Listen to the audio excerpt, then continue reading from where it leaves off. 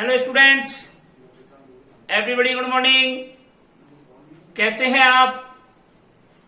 आइए, मैं भूदेव शर्मा आपका हिंदी ऑनलाइन क्लासेज में हार्दिक स्वागत करता हूं।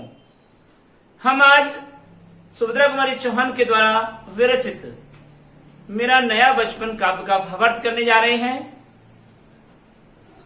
सुभद्रा कुमारी चौहान ने अपने बचपन की सुखद स्मृतियों को ताजगी देते हुए इस काव्य के माध्यम से बचपन के सुहावने पल का यहाँ पर दृष्टांत दिया है और कहा है, बार बार आती है मुझको मधुर याद बचपन तेरी, गया ले गया तू जीवन की सबसे मस्त खुशी मेरी, चिंता रहित खेलना खाना वह फिरना निर्भय स्वच्छंद, कैसे भूला जा सकता है बचपन का अतुलित आनंद, ऊंच नीच का ज्ञान नहीं था छुआछूत किसने जानी, बनी हुई थी वहां झोंपड़ी और चिथड़ों में रानी,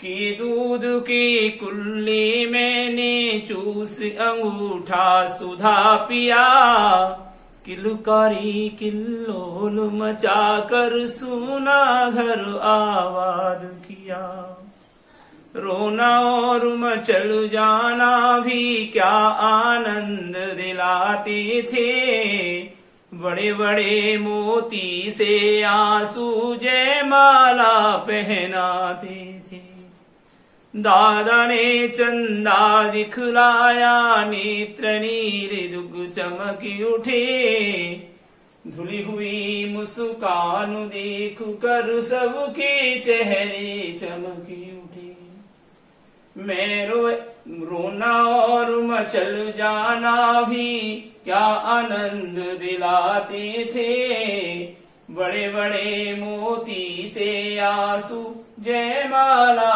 पहनाते थे। मैं रोई माँ काम छोड़कर आई, मुझको उठा लिया, झाड़ पोंछ कर चूम चूम कर गिले गालों को सुखा दिया। कवयित्री सुभद्रा कुमारी चौहान अपने बचपन की सुखद स्मृतियों को ताजगी देती हुई कह रही है कि मुझे बार बार अपना मधुर बचपन याद आने लगता है। ये बचपन, मुझे बार बार तेरी मधुर यादें आने लगती हैं और मुझे एक नए बचपन के संसार में ले जाती हैं। न जाने कहां, अरे वो बचपन, न जाने कहां तू मेरे जीवन की सबसे आनंद देने वाली, मदमस्त कर देने वाली खुशी को कहां लेकर चला गया। बचपन में क्या होता है, ऐसी परिस्थिति का वर्णन करते हुए सुभद्रा कुमारी चौहान कहती हैं कि बचपन में चिंता रहित रहकर के स्वच्छंदता पूर्वक खेलते, स्वतंत्रता से खाते और निडर होकर के स्वच्छंद पूर्वक विचरण करते। स्वच्छंदता का मतलब होता है कोई परवाह नहीं करते हुए, किसी की कोई परवाह नहीं, कह दिया अपने मन की करना।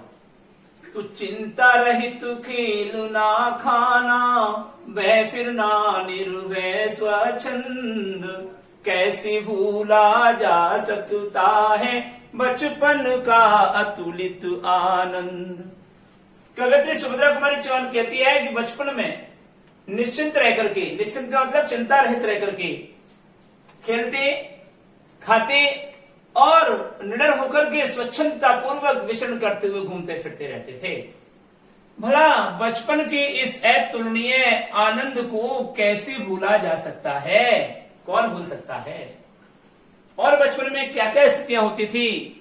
ऊंच नीच का ज्ञान नहीं था छुआछूत किसने जानी, बनी हुई थी वहां झोंपड़ी और चिथड़ों में रानी। ऊंच नीच का कोई ज्ञान नहीं हुआ करता बचपन में कि हम ऊंची जाति के हैं, वो निम्न जाति का है, या वो हम निम्न जाति के हैं, वो ऊंची जाति का है। कोई छुआछूत की भावना नहीं हुआ करती, न ऊंच नीच का ज्ञान था, न छुआछूत की भावना थी। बोला बचपन में कौन इसको जानता था? अरे वहां मैं झोपड़ियों में रहने वाली गरीब तबके की एक बालिका चीथड़ों में भी रानी की भांति शोभा दिया करती थी। अर्थात गरीब से गरीब स्थिति का बालक भी झोपड़ियों में रहता हुआ फटे कपड़ों में भी रानी की भांति, राजा की भांति सुशोभित हुआ करता था। बचपन में क्या उपद्रव किए कि दूध के कुल्ले मैंने चूस अंगूठा सुधा पिया, किलकारी किल्लोल मचा कर सुना घर आबाद किया। दूध के कुल्ले किया करते थे। जबरदस्ती से बालक को दूध पिलाते हैं, नहीं पीता है, फिर उल्टी कर देता है और मुंह से निकाल देता है, होता है ना। तो उपद्रवी एक है भी हमारे भी निशांत। तो किए दूध के कुल्ले मैंने चूसे अंगूठा सुधा पिया, किलकारी किल्लोल मचा कर सुना घर आबाद किया। मैंने बचपन में दूध के कुल्ले अनेकों प्रकार से दूध के कुल्ले किया था। दूध का वेस्टेज किया, दूध का दुरुपयोग किया, मुंह में लिया और मुंह से निकाल दिया, और अंगूठा चूस चूस करके मानो अमृत पान कर लिया। मैं अंगूठा चूसा करती और ऐसा लगता मानो मैंने अमृत का पान कर लिया है। देख लिया अंगूठा चूसने वाला कि अंगूठा छोटा हो जाता है, ये चूसा है ये नहीं चूसा है। देख लो दोनों की साइज में अंतर है ना, साइज में अंतर है। तो चूसने वाले अंगूठा फुल्ला हो जाता है और ऐसा लगता है कि अंगूठा चूस करके अमृत पान कर लिया। तो मैंने बचपन में अनेक प्रकार से दूध के कुल्ले किए, अर्थात दूध का दुरुपयोग करते हुए दूध को बहा दिया और अंगूठा चूस चूस करके मानो अमृत पान कर लिया, अमृता को प्राप्त कर लिया। ऐसा आनंद प्राप्त होता था बचपन में। और किलकारी मारा करते, उछल कूद चंचलता से उछल कूद करते हुए आनंद किया करते थे, धूम मचा करके घर को आबाद बनाया करते थे। अर्थात हमारे बिना घर सूना सूना सा लगता था। खूब शैतानियां किया करते, ऊधम मचाया करते, किलकारी मारा करते और किल्लोल चंचलता करते हुए यहां से वहां उछाल कूद करते हुए खेला करते थे। इस प्रकार से हमने सूने घर को भी आबाद कर दिया था। अर्थात बच्चों से भरा पूरा परिवार यहाँ रहा करता था। कवित्री आगे भी कहती है कि रोने में भी बड़ा आनंद था, मचलने में भी बड़ा हर्ष हुआ करता था। रोना और मचल जाना भी क्या आनंद दिलाते थे, बड़े बड़े मोती से आंसू जयमाला पहनाते थे। मैं रोई माँ काम छोड़कर आई, मुझको उठा लिया, झड़ पहुंच कर चूम चूम कर गिले गालों को सुखा दिया। कवित्री कहती है कि बचपन में रोने में भी और मचलने में भी बड़ा ही आनंद मिलता था। मैं रोती थी तो मुझे बड़ा आनंद मिलता था, मैं मचलने लगती थी तो घर वाले मुझे मनाने के लिए आते तो उसमें भी मुझे आनंद मिलता था। और जब मैं रोने लगती तो मेरे मोती जैसे बड़े बड़े आंसू मेरे गालों के रास्ते से निकलते हुए गले के रास्ते से नीचे बहा करते थे, तो ऐसा लगता मानो मुझे जयमाला पहना रहे हैं। अर्थात मैंने विजय प्राप्त करने की माला पहन ली है कि रोने के बाद में सफलता प्राप्त होती है, उसकी सारी इच्छाएं पूरी हो ही जाती हैं। घर वाले पुचकारते हैं और उसको मनाते हैं, इसलिए उसको जयमाला का यहाँ पर रूप दिया है कि जयमाला पहना, मतलब मैंने जयमाला पहन ली थी कि अब तो विजय प्राप्त होगी, मेरी हर मनोकामना पूरी होती है। मैं रोई माँ काम छोड़कर आई, मुझको उठा लिया। जब मैं रोने लगी तो माता अपने काम में व्यस्त थी, तो माता सारे काम छोड़ करके मेरे पास आई और मुझे उठा लिया। मुझे दुलार करती हुई, मुझे मिट्टी से सना हुआ देखकर झाड़ पहुंच करके और चूम चूम करके मेरे आंसुओं से गीले गालों को पूरी तरह सुखा दिया। इतना माता ने मुझे लाड़ दुलार किया। और भी कवियत्री कहती है कि जब मैं रोने लगी तो दादा मेरे पास आए, दादा ने मुझे गोद में लिया और क्या दिखलाया, आश्रम में खिलता हुआ चंद्रमा को दिखाने लगी। दादा ने चंदा दिखलाया, नैन नीर युद्ध दमकी उठे, धुली हुई मुस्कान देख कर सबके चेहरे चमक उठे। दादा ने मुझे गोद में लिया और आसमान में खिलते हुए चंद्रमा को दिखाने लगे। चंदा मामा दूर के हुए पकावे दूर के, कहा थे ना। तो दादा ने मुझे आसमान में खिलते हुए चंद्रमा को दिखलाया।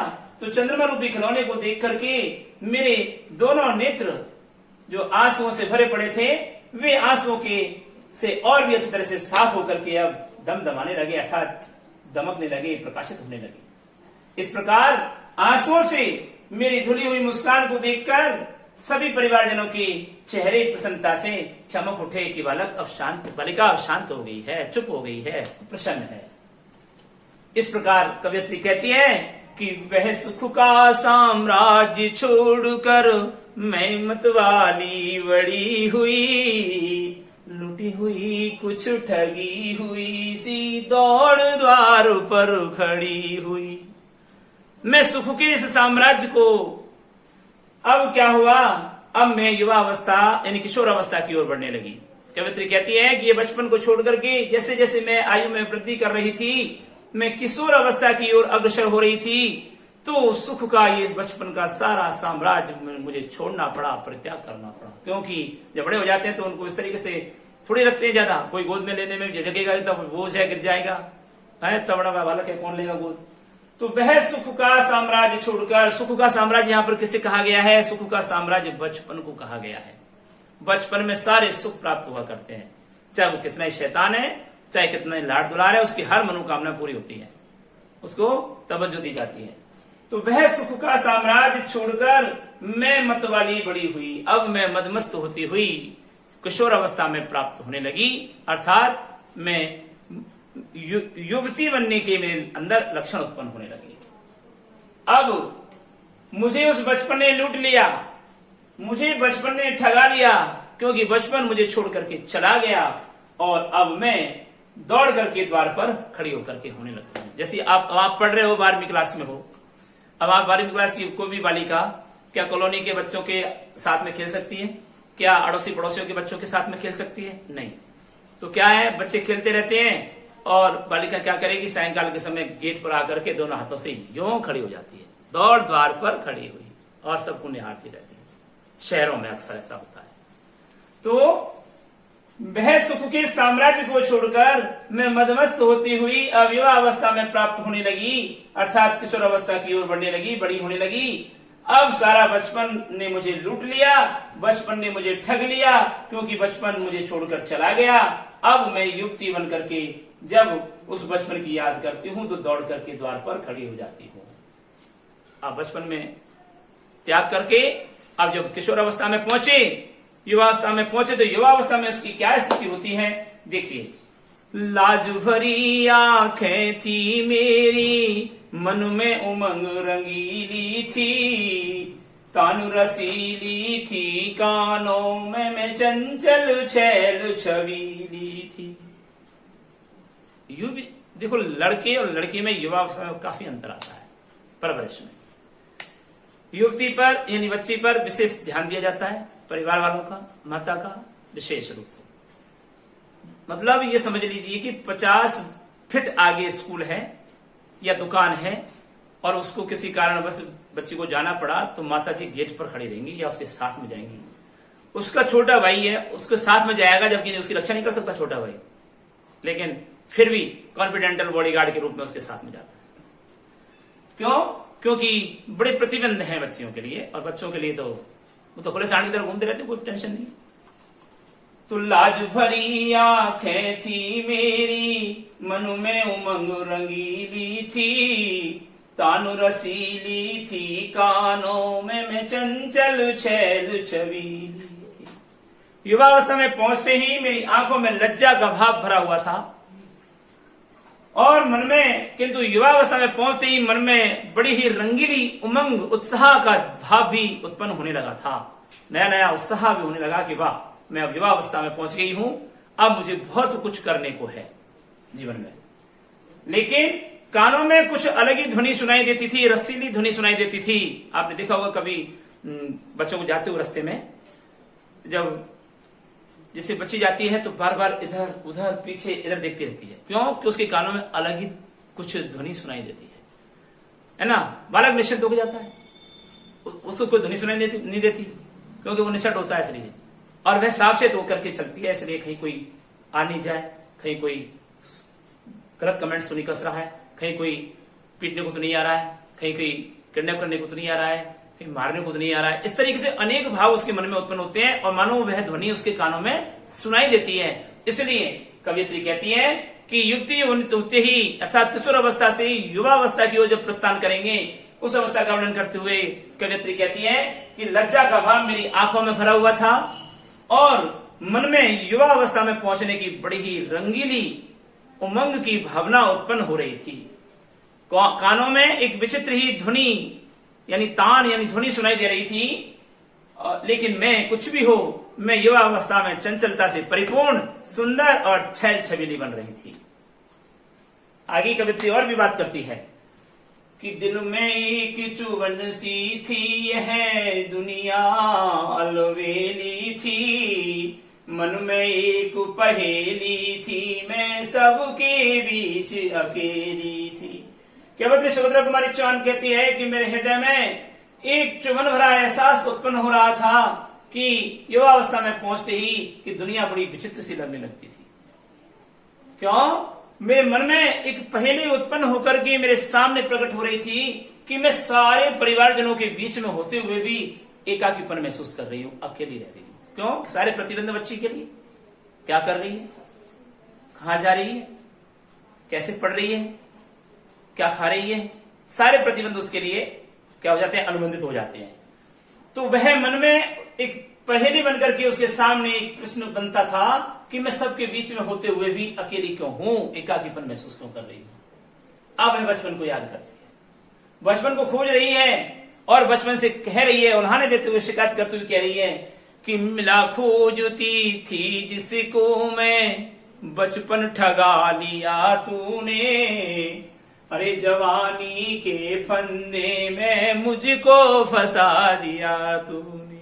बचपन में कोई प्रतिबंध नहीं, बचपन में बालक और बालिका साथ साथ खेल सकते हैं, भाग सकते हैं, दौड़ सकते हैं, रो सकते हैं, खा सकते हैं, पिट सकते हैं, लेकिन जैसे ही किशोर अवस्था में आए दोनों में अलग अलग भाव हो जाते हैं। उसको विशेष रूप से ध्यान रखा जाता है, बालिका को और बालक की ओर थोड़ा सा इग्नोर कर दिया जाता है आज के युग में। तो यहां पर मिला खोजती थी जिसको है, बचपन ठगा दिया तूने, अरे जवानी के फंदे में मुझको फंसा दिया तूने। बचपन को ताना मारती हुई किशोर अवस्था से युवा अवस्था में पहुंचती हुई कवियत्री सुभद्रा कुमारी चौहान कहती हैं कि अरे हे बचपन, मैं तुझे खोज रही थी, तूने तो बल्कि मुझे ही ठग दिया, तू कहां चला गया, अरे तू इस जवानी के यानी युवावस्था के फंदे में मुझे डाल करके मुझे तूने फंसा दिया और तू स्वतंत्र होकर के निकल गया रे। अर्थात युवावस्था में पहुंच चुकी है। अब युवावस्था की थोड़ी प्रशंसा भी करनी पड़ती है क्योंकि उसको भोगना पड़ेगा युवावस्था को, इसलिए जीना पड़ेगा युवावस्था में। तो कवियत्री कहती है, माना मैंने युवा काल का जीवन बहुत निराला है। क्या? माना मैंने युवा काल का जीवन बहुत निराला है, आकांक्षा पुरुषार्थ ज्ञान का उदय मोहने वाला है। मैं मानती हूं कि युवा अवस्था का जीवन बहुत ही निराला होता है, विचित्र होता है, अद्भुत होता है। उस युवावस्था में मन की इच्छाओं को पूरी करने का अवसर प्रदान होता है, पुरुषार्थ करने का अवसर मिलता है। पुरुषार्थ किसे कहते हैं? कर्म करके और फल की इच्छा प्राप्त करना, अर्थात फल को प्राप्त करना। तो आकांक्षाएं कहते हैं तृष्णाओं को, तृष्णा कहते हैं 3 प्रकार की इच्छाओं को, वाचा मनसा कर्मणा। वाणी से, मन से, कर्म से जो इच्छाएं होती हैं उनको तृष्णा कहा जाता है और तृष्णा में मनुष्य को कभी पढ़ना नहीं चाहिए, आकांक्षा में पढ़ना चाहिए। आकांक्षा कहते हैं मन को प्राप्त करने वाली इच्छाएं, अर्थात अभिलाषाएं, जो अभिलाषाएं जिनको आप प्राप्त कर सकते हैं। तो मैं मानती हूं कि युवा काल का जीवन बहुत ही विचित्र होता है, अद्भुत होता है, बड़े सौंदर्य से परिपूर्ण होता है। इसमें मन की सारी अभिलाषाओं को पूर्ति करने का अवसर मिलता है और कर्म करके और सफलता प्राप्त करने का अवसर भी मिलता है। ज्ञान का उदय युवा काल में ही होता है और सबको मोहित करने वाला अवसर भी युवा काल का ही आता है। आप देखो, बच्चा जब बड़ा भद्दा बेहुदा कुरूप होता है, नाक नकोट और लटक तो रहे, है ना, लेकिन युवा अवस्था में पहुंचते बड़ा सुंदर लगता है और सबको मोहित कर देने वाला होता है कि क्या सुंदर है। कई ऐसे भी होते हैं कि युवा अवस्था में बहुत सुंदर होते हैं, वो बचपन में बहुत सुंदर होते हैं, लेकिन युवा अवस्था में ढकोसला हो जाते हैं, बिल्कुल ही कमंडल और बेहुदा भद्दे कुरूप। तो ये सब एक जैसा रूप नहीं होता है। युवा देखो, बचपन अलग होता है, किशोर अवस्था में अलग होता है, युवा अवस्था में अलग होता है, वृद्धावस्था में और भी स्थिति हो जाती है। तो इस प्रकार से जैसे जैसे आयु की वृद्धि होती है, मनुष्य का रूप रंग आकार भी बदलता चला जाता है। तो मैं मानती हूं कि युवा काल का जीवन बड़ा ही विचित्र और निराला है, अद्भुत है। इस युवा अवस्था में मन की इच्छाओं को पूरी करने का सुअवसर प्राप्त होता है। पुरुषार्थ करके, कर्म करके सफलता को प्राप्त करने का अवसर भी युवा काल में ही मिलता है और ज्ञान का उदय भी युवा काल में होता है। कहते हैं अक्लदाड़ में होगी, अक्लदाड़ 17-18 वर्ष के बाद होती है, तब अक्ल आती है, यानी तब ज्ञान प्राप्त होता है उससे, ठीक है। और सबको मोहित करने वाला अवसर भी युवा काल का ही होता है। अब देखिए आगे और क्या कह रहा है, किंतु यह झंझट है भारी, युद्ध क्षेत्र संसार बना, चिंता के चक्कर में पड़कर जीवन भी है भार बना। कवयित्री सुभद्रा कुमारी चौहान कहती है कि अरे मित्रों, किंतु यहां इस युवा काल में बड़ा ही झंझट का झमेला है। क्या है कि यह संसार युद्ध क्षेत्र बन जाता है कि इसे प्राप्त करो, इसको छोड़ो, इसको ले और हमेशा मार धार काट छाट करने की जल्दबाजी मची रहती है और उत्साहित होता हुआ व्यक्ति अपने लक्ष्य को प्राप्त करने के लिए बड़ा आतुर रहता है। ऐसा लगता है मानो युद्ध करने जा रहा है।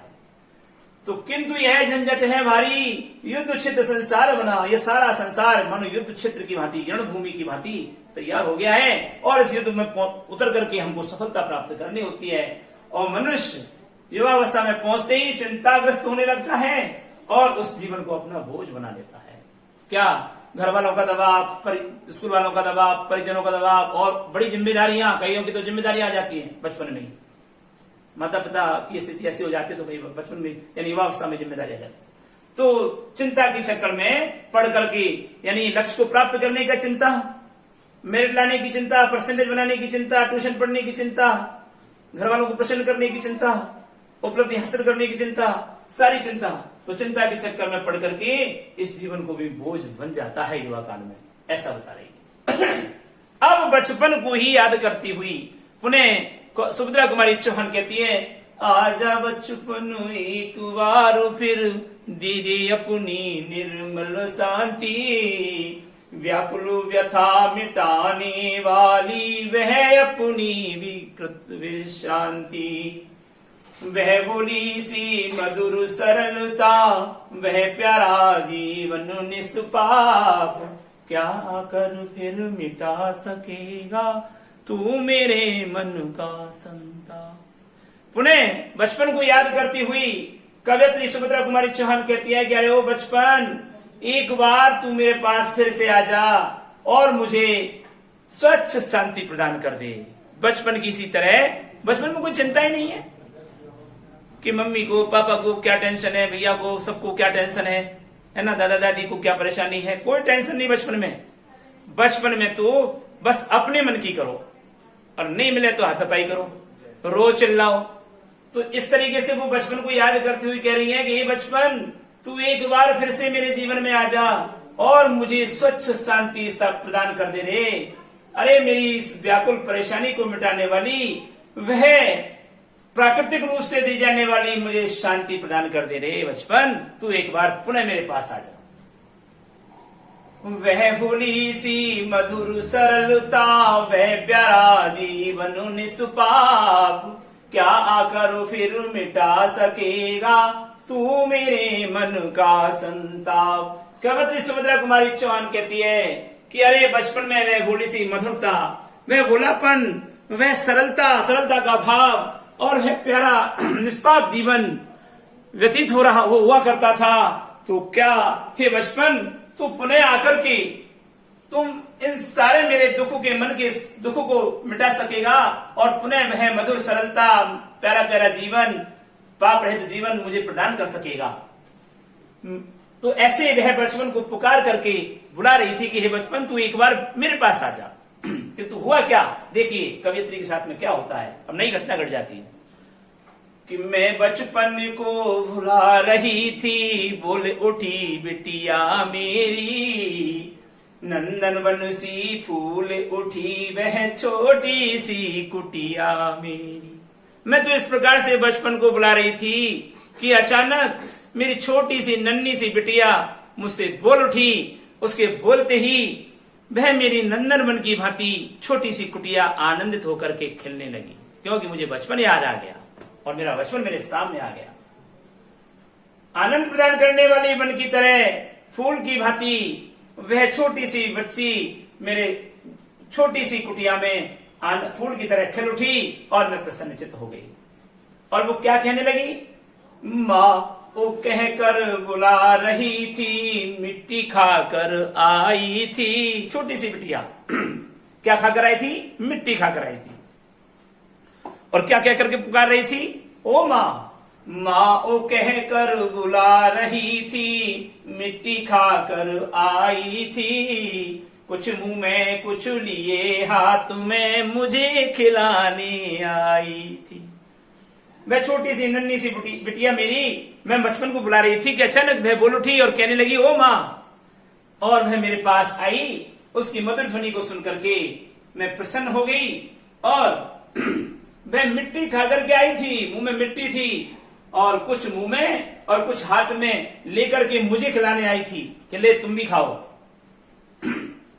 पुलक रहे थे अंग द्रगों में, कौतूहल था छलक रहा। चूंकि मैं बचपन में थी, उसको क्या मालूम कि मिट्टी खाने से पिटाई होती है या मिट्टी खाने से डांट लग जाती है। वो तो आनंदित हो रही थी, उसके अंग अंग आनंदित हो रहे थे और आंखों में बड़ा ही उत्साह का भाव झलक रहा था। प्रसन्न हो रही थी मिट्टी खाकर के भी। कुछ मिट्टी उसके मुंह पर थी तो इसलिए मुंह पर बड़ी प्रसन्नता झलक रही थी और मुंह की लालिमा से आराधित तो मन प्रसन्न हो रहा था। और उसको लग रहा था कि मैंने विजय प्राप्त कर ली, इसलिए विजय का भाव उसके चेहरे पर झलक रहा था। लो मिट्टी खा ली, अब कोई कहीं कर सके मारो। और मिट्टी खिलाने मेरे लिए भी आ गई थी। मैंने पूछा उससे, मैंने पूछा यह क्या लाई, बोले उठी माँ काओ। हुआ प्रफुल्लित हृदय खुशी से, मैंने कहा तुम ही खाओ। मैंने पूछा, अरे बिटिया ये क्या लेकर के आई है? तो वह प्रसन्नता से बोल उठी कि लो माँ खाओ, तुम भी खाओ। उस प्रकार से उसकी इस चंचलता से परिपूर्ण वाणी को सुनकर के मेरा मन प्रसन्न हो उठा और मैं प्रसन्नता से, मेरा हृदय खुशी से खिल उठा और मैंने उसको इजाजत दे दी कि खा बेटा, बेटा तू ही खा। और उसने कह दिया कि खाओ बिटिया, इसको तुम ही खा ली। बचपन फिर से बचपन बेटी बन आया, उसकी मंजू मूर्ति देख कर मुझ में नव जीवन आया। मैं भी उसके साथ खेलती, खाती हूँ तुतलाती हूँ, मिलकर उसके साथ स्वयं मैं भी बच्ची बन जाती हूँ।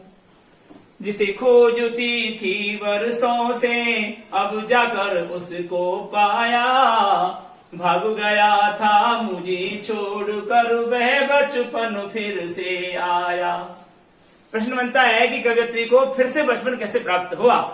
तो बचपन कैसे प्राप्त हुआ कि मैं बचपन को बुला रही थी, बोल उठी बिटिया मेरी। मैं बचपन को बुला रही थी कि अरे बचपन तू एक बार फिर से आ जा, मुझे जीवन की अद्भुत शांति प्रदान कर दे।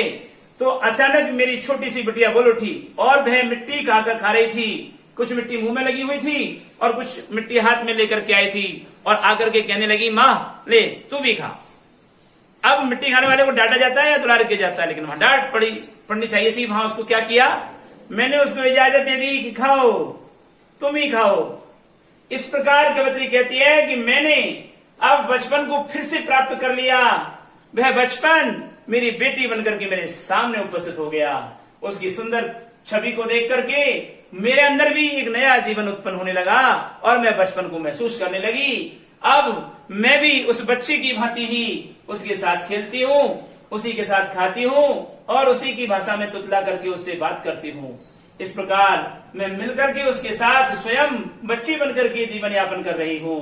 अब मुझे पूरी बचपन की याद आ जाती है और मैं बचपन में ही मानो घूम फिर रही हूँ। जिस बचपन को मैं वर्षों से खोजती चली आ रही थी, वह बचपन आज जाकर के मुझको प्राप्त हुआ है। वह बचपन जो मुझको छोड़ करके भाग गया था, वह बचपन फिर से पुनः मेरे पास लौटकर बेटी के रूप में आ गया है। किसके रूप में आया है? बेटी के रूप में आ गया है। इस प्रकार सुभद्रा कुमारी चौहान ने अपनी बेटी के प्रति भी लाड दिखाया, यहाँ पर दर्शाया है और बचपन की सुखद स्मृतियों को आपके लिए ताजा करते हुए आपको एक बार बचपन में पहुंचा दिया है। यह था आज का आपका सह प्रसंग व्याख्या। अब आता है आज का गृह कार्य। उक्त काव्यांश का सह प्रसंग व्याख्या करनी है, आपको होमवर्क में अवश्य करना है। ये अंतिम पद्य का पाठ था, इसमें से 100% बोर्ड की परीक्षा में आएगा। ये पाठ हटने वाला नहीं है। जो 30 से 40% कोर्स हटेगा वह गद्य में से हटेगा और कुछ पद्य में से भी हटेगा, लेकिन ये पाठ नहीं हटेगा, ये कन्फर्म है ना। भूषण हट सकता है, लेकिन इसको आप याद करें और सह प्रसंग व्याख्या इसमें आपको करनी है। अब अगले वीडियो में फिर हम आपसे फिर मुलाकात करेंगे गद्य के लिए या इसके प्रश्न उत्तरों के लिए। तब तक के लिए हम इजाजत चाहते हैं। नमस्कार।